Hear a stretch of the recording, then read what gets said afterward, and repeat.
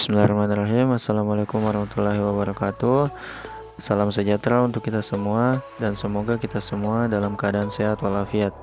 Kami dari kelompok 3 akan menjelaskan terkait struktur bumi. Sebelumnya perkenalkan, saya atas nama Safarudin dengan NIM 212631330 Program Studi Pendidikan Fisika, dan rekan saya Nama saya Sunita Andriani dengan NIM 212631331 dari Prodi Pendidikan Fisika.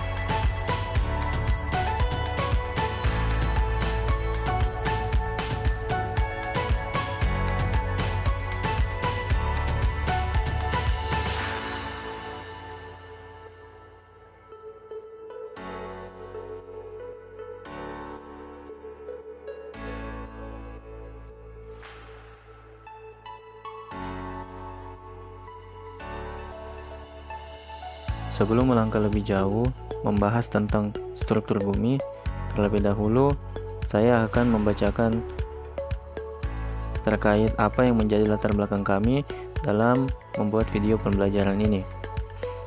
Pada era globalisasi seperti saat ini, pengetahuan berkembang begitu pesat. Rasa ingin tahu pun kian bertambah. Banyak ilmuwan yang berlomba-lomba dalam mencari dan meneliti sesuatu yang belum ditemukan dan diketahui. Salah satu contohnya adalah struktur bumi. Seperti yang kita ketahui bahwa bumi merupakan tempat kita hidup. Namun secara kita tidak sadari bahwa bumi terdiri atau tersusun atas berbagai lapisan, baik itu darat maupun di udara, yang saling berlapis. Dan oleh karena itu kami akan membahas terkait struktur bumi untuk memecahkan rasa penasaran dan rasa ingin tahu dalam benak kita terhadap struktur bumi.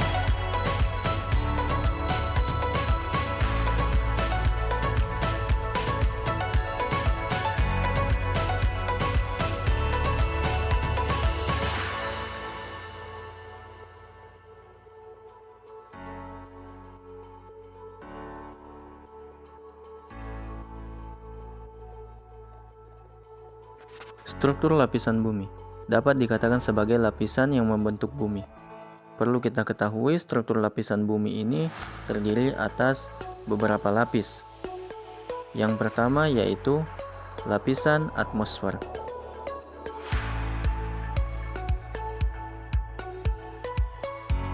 Lapisan atmosfer merupakan lapisan bumi yang berupa udara dan letaknya berada pada permukaan bumi, terdiri atas troposfer, stratosfer, mesosfer, ionosfer, termosfer, dan eksosfer.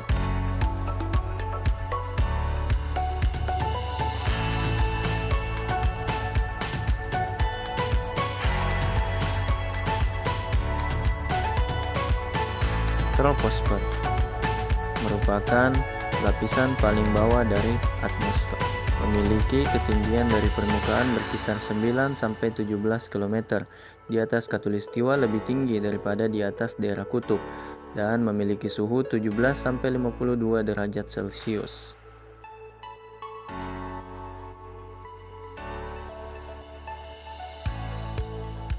Stratosfer adalah lapisan udara di antara 10-60 km di atas permukaan bumi. Stratosfer ini berada di atas troposfer, atau bisa diartikan juga sebagai daerah atmosfer yang terletak antara tropose dan stratopause. Di dalam daerah ini, makin ke atas suhunya makin tinggi, sekitar -50 derajat Celcius. Ozon juga terdapat dalam lapisan ini dan berfungsi untuk menahan sinar ultraviolet dari matahari.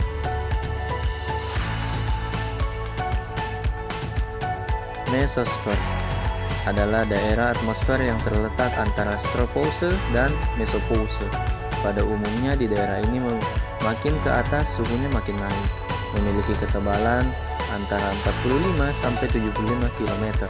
Selain itu juga memiliki suhu lapisan berkisar -140 derajat Celcius. Apabila terdapat suhu yang rendah dan dingin dapat mengakibatkan munculnya awan Neck-Lucas yang terdiri dari kristal-kristal es.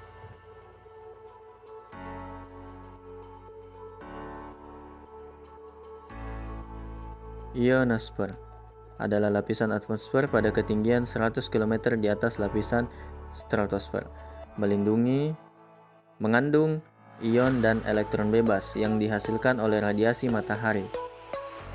Dua lapisan atmosfer yang tingginya mulai dari 50 sampai 1000 km merupakan lapisan ion-ion yang dapat memantulkan gelombang-gelombang radio.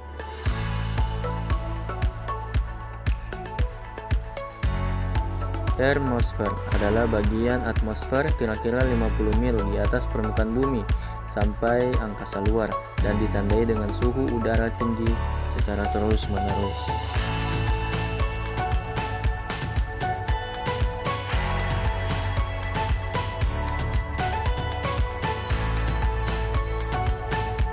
Exosfer adalah daerah di luar atmosfer memiliki ketinggian yang kurang lebih 500 km. Benda-benda yang sangat ringan di luar ini akan terlempar keluar angkasa. Exosfer tidak memiliki tekanan udara. Exosfer memiliki refleksi dan cahaya matahari yang dipantulkan oleh partikel debu meteoritik.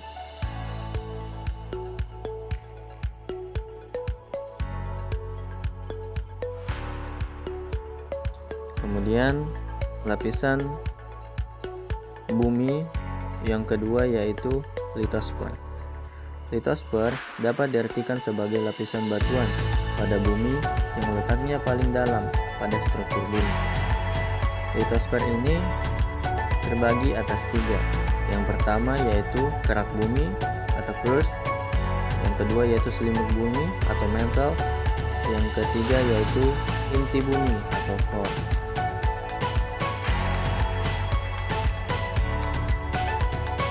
Kerak bumi merupakan lapisan kulit bumi yang paling luar permukaan bumi.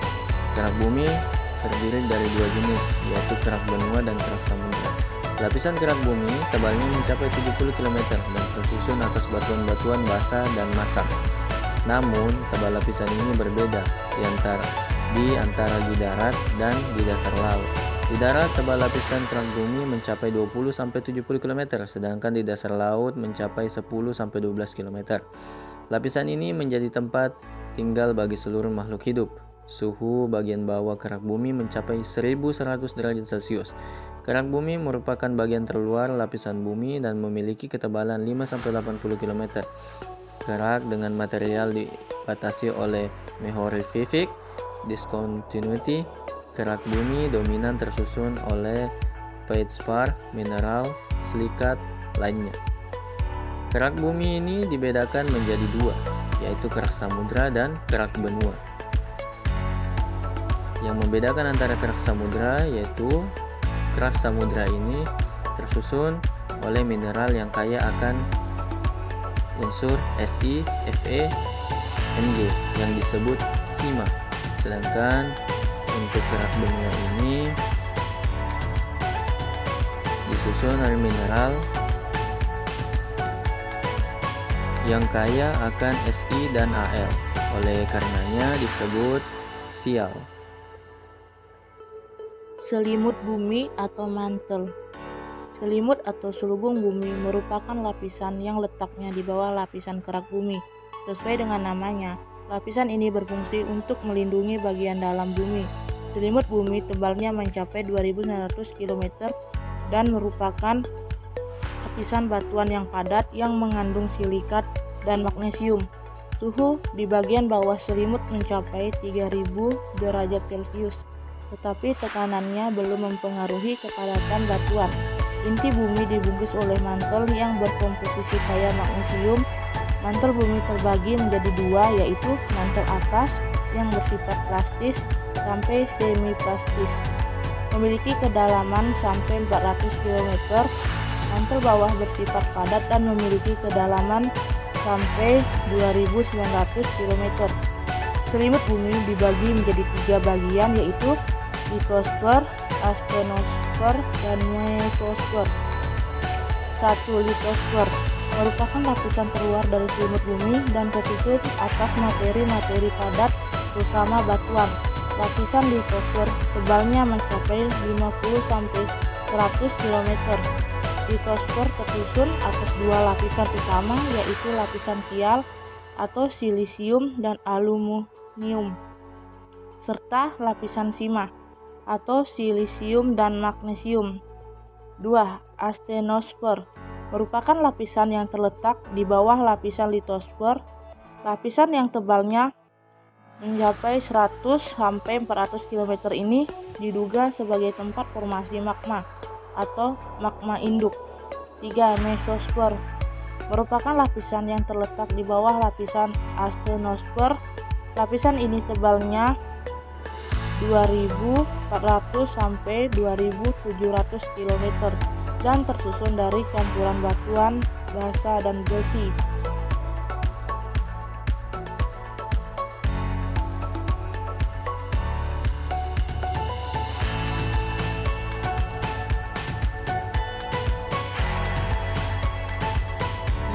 Inti bumi atau core.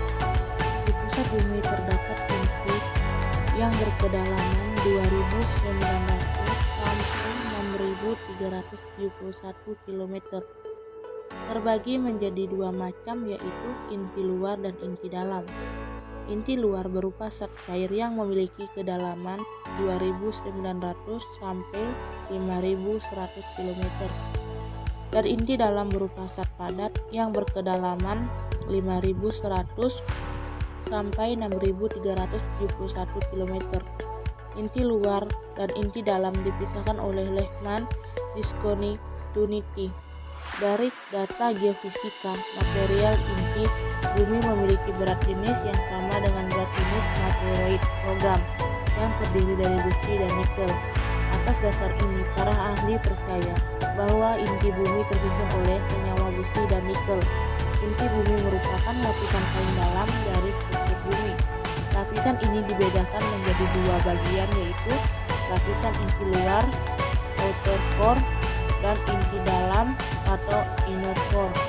Inti luar tebalnya sekitar 2000 km dan terdiri atas besi cair yang suhunya mencapai 2200 derajat Celcius. Sedangkan inti dalam merupakan pusat bumi berbentuk bola dengan diameter sekitar 2700 km. Inti dalam ini terdiri dari nikel dan besi atau nive yang suhunya mencapai 4500 derajat Celcius.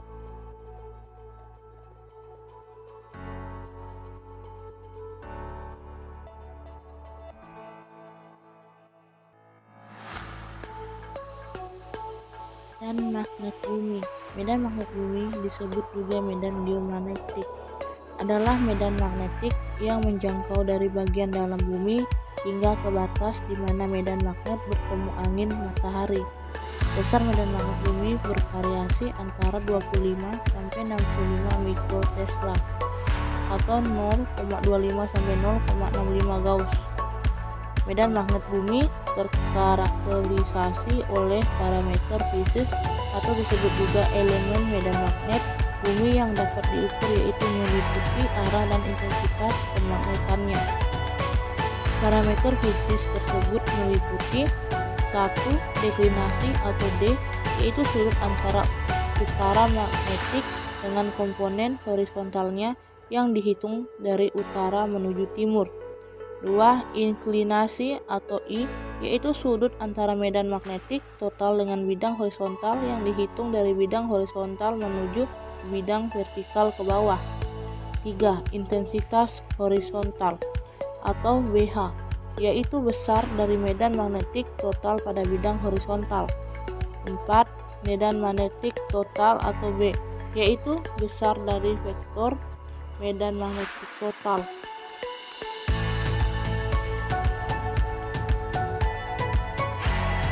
Itulah tadi pemaparan kami mengenai struktur lapisan bumi dalam video pembelajaran. Apabila ada kesalahan-kesalahan kata, mohon dimaafkan. Billahi taufiq wal hidayah. Wassalamualaikum warahmatullahi wabarakatuh.